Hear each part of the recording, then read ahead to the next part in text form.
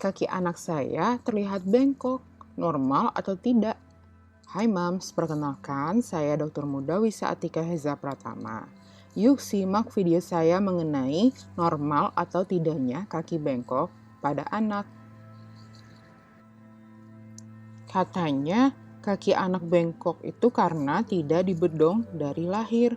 Itu mitos atau fakta ya? Ternyata Mams, itu mitos. Karena semua bayi terlahir dengan bentuk lutut atau kaki yang sedikit bengkok karena posisi tungkai yang banyak tertekuk selama di dalam kandungan. Mams, ada 4 jenis kaki bengkok pada anak yang normal terjadi. Yang pertama, kaki bentuk O atau genivarum atau bow legs. Bentuk ini terjadi ketika kedua pergelangan kaki bersentuhan, tetapi lututnya terbuka lebar.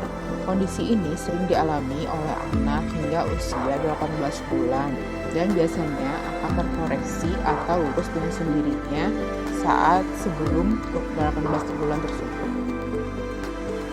Yang kedua, kaki berbentuk X atau genivalvum atau knock knee.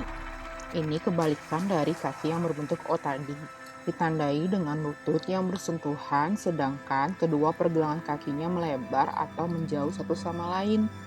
Keadaan ini cenderung terjadi ketika anak berusia sekitar 3 hingga 4 tahun dan biasanya akan lurus dengan sendirinya sebelum usia 4 tahun.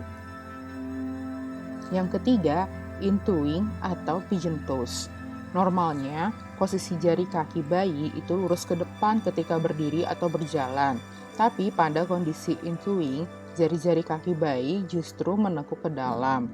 Biasanya, keadaan ini cenderung terjadi ketika anak mulai berjalan dan akan lurus dengan sendirinya di usia kurang dari 3 tahun. Yang keempat, out-toeing atau duck feet. Ini kebalikan dari in-toeing, di mana jari atau telapak kakinya menekuk keluar. Keadaan ini cenderung normal pada anak yang mulai berjalan dan akan lurus dengan sendirinya di usia kurang dari 3 tahun. Lalu, kapan kondisi kaki bengkok itu dianggap serius? Moms, meskipun keadaan keempat kondisi kaki bengkok di atas dianggap normal pada usia tertentu, keadaan ini juga bisa menjadi tanda masalah kesehatan serius yang dialami oleh anak. Nah, ini beberapa kondisi yang perlu diwaspadai ketika anak memiliki kondisi kaki bengkok. Yang pertama, kondisi kaki bengkoknya tidak simetris di kedua kaki. Yang kedua, anak terlihat pincang atau mengeluh kesakitan ketika berjalan. Yang ketiga, kaki bengkok tidak kunjung lurus dan justru menjadi semakin bengkok seiring bertambahnya usia. Yang keempat, anak lebih dominan menggunakan salah satu kaki. Dan terakhir, bentuk kaki anak rata atau justru terlalu melengkung. Jika keadaan serius tadi muncul, Moms harus bagaimana? Nah, jika ada keadaan serius tadi, sebaiknya Moms segera membawa anak ke dokter untuk dilakukan pemeriksaan lebih lanjut sehingga mendapatkan penanganan yang lebih baik.